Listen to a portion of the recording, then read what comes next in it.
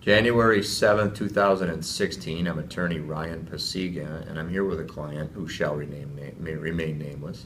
And we're here after a court hearing today. What had happened in the case was that my client and his family had a family member at their home with them that started to have a medical emergency, and as a result they called 911, and paramedics and police arrived at the scene, and at the time that they arrived, the family member had just died. Law enforcement entered the home right where the body was and determined indeed that a death had occurred right then and there. And then at that point in time, law enforcement, according to their protocol, decided to search the home to make sure that there were not any evidence of foul play and to preserve the scene at the time. But when law enforcement did that, they did so without a search warrant, and they did so without asking for consent of the homeowners, including my client at the time. And so during this nearly 3-hour search of the home, law enforcement came upon some illegal items. And at that point in time, law enforcement charged my client with a couple crimes, and we attacked the case on the basis of the search, arguing that it was an unconstitutional search and that it violated the Fourth Amendment to the United States Constitution, as well as Article 1, Section 10 of the Minnesota Constitution, because law enforcement should have had a search warrant or a valid exception to the search warrant requirement.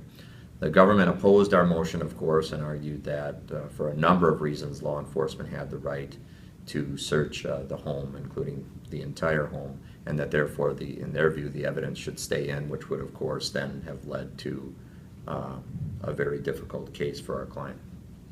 But today at court, the judge agreed with our position and suppressed all of the evidence, agreeing with us that this was an illegal, warrantless search and that no exception to the search warrant applied. He rejected the government's entire argument in the case. And so as of right now, all of the evidence is thrown out and the government no longer has a case. So we're happy about that result, of course. That took a lot of research. It was a very unique case in our standpoint, and we had to look for law not only in Minnesota but across the nation to bolster our position about this illegal search. So you've had an opportunity, obviously, to go through the case with us and just tell people what your experience was like. Well, it was just crazy, and it's just a long time. Just like, frustration, just worrying about what's going on and how I'm perceived and all things in that matter. But I was referred to Ryan from another client of his that got off on the case that he was on, and I just went ahead with it with a positive thought about, trying to get rid of this case as easy as possible, and it worked out for me. It's a lot of stress. The police situation with coming in the house and how they try to violate me is just, it's hard to try to beat them being in the color that I am. And it's just a difficult situation, having a death in the family and having them torment me on top of that. It's a whole lot to deal with. But the outcome, I'm glad the results was, what they were. And I appreciate everything that Ryan did for me. And I will prefer anybody to him so he can continue to do what he do. And like I said, I appreciate everything the firm did for me. Yeah. Thank you. And I've also got to thank, what I do when I work a case is I have a team involved with me. So that includes sometimes a private investigator when he's needed.